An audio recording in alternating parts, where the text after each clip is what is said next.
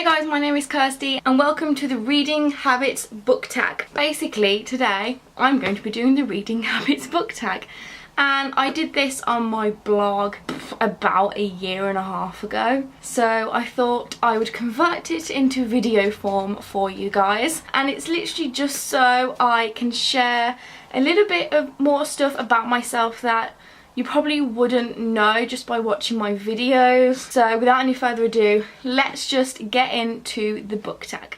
So every reader has their habits, whether they're good, whether they're bad, everyone has them. So the first question in this book tag is, do you have a certain place at home for reading? I don't really know. I mean, the place that I probably read the most is either on the living room sofa or in my bed. I do have like a little reading nook in another room that is like joined onto my bedroom where I store all of my paperback shelves. And I do have like a little reading corner there where I sometimes read, but mostly is the living room and my bed. Second question is, do you use a bookmark or do you dog-ear the page or anything else? And my answer is, I usually use a bookmark, but sometimes I just won't use anything and just use Goodreads to track what page I'm on. Or sometimes I can be in a really weird mood and I'll put like, I don't know, a bracelet in the book, or I don't know, like my deodorant or my phone or a shoe, just to keep the place while I'm busy doing something else. So if I'm busy for 5 minutes and I just need like a quick thing to mark where I am in the book, I'll literally just shove anything in between the pages like a sock. But usually it's a bookmark or Goodreads, so either one of those two. The third question is, can you just stop anywhere in a book, or do you have to finish after a certain amount of pages or a chapter? And I have to finish the chapter I'm on before I can put that book down. So my best example of this is, I was on the train to university, and when it was time to get off my platform, I literally had 2 pages to go until I'd finished that chapter. So I just kept on reading whilst walking out of the train station until I'd finished that chapter, and then I put the book away. Next question is, do you eat or drink whilst reading? Not really. I mean, sometimes I'll have a cup of tea whilst I'm reading, but then it's really hard to like balance the book and the tea at the same time. So normally what I'll do is I'll read the book and then I'll take like a 20-minute break, drink my cup of tea, and then go back to reading. Like, I can't do both at the same time because I'm really scared that I'm just gonna tip all of my cup of tea over onto the book. The same with eating as well. I don't really like eating whilst I'm reading because I don't like crumbs getting into the middle of the pages, or say if I'm eating a chocolate bar, I wouldn't want chocolate smears over my book. So yeah, definitely prefer not eating or drinking whilst reading. Multitasking, music or TV whilst reading, and my answer is neither. I'm one of those people who I just really can't concentrate if there is something else in the background. Same for when people are talking. I just have really bad trouble concentrating when people are talking whilst I'm reading, which is the reason why I get like a London Midland train to university, because it's really quiet on those trains and there's like a quiet zone where you can sit and no talking is allowed.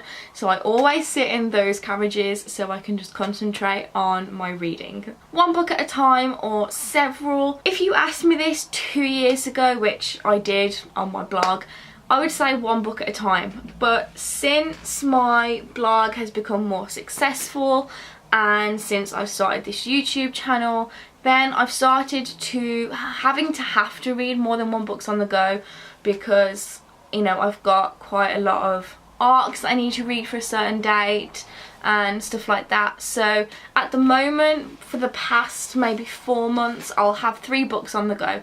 I'll have a graphic novel, an ebook, and a physical copy. So basically what I do is I read the ebook before I go to bed. So I'll read 10-20% maybe before I go to bed, and then the graphic novel is for when I'm at home and I've got a spare maybe 5 minutes, and then the physical copy is for when I'm travelling to university and I can get like 35 minutes worth of reading done, or I'm at home and just want a relaxing long section of reading. So they all serve their purposes, but now it is 3 books at a time. Reading at home or everywhere? Everywhere, definitely. I take a book with me anywhere I go, whether it's even to my local town, I will take a book with me. I take one to university, I take one to cafes that I go to.